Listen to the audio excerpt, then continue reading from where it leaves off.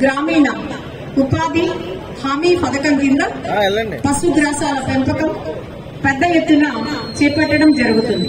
పాలు, మాంసం, గుడ్లు ఉత్పత్తి పెంచడానికి వివిధ ఆరోగ్య పరిరక్షణ కార్యక్రమాలు మరియు వ్యాక్సినేషన్లు, నట్టల నివారణ కార్యక్రమాలు చేపట్టి పాలు, మాంసము, గుడ్లు దిగుబడిని పెంచడం జరుగుతున్నది. మరియు గ్రామీణ ప్రాంతాల్లో పెరటి కోళ్ల పెంపకం చేపట్టి మాంసము, గుడ్లు పెంచుటకు ప్రణాళికలను సిద్ధం చేయడం జరిగింది.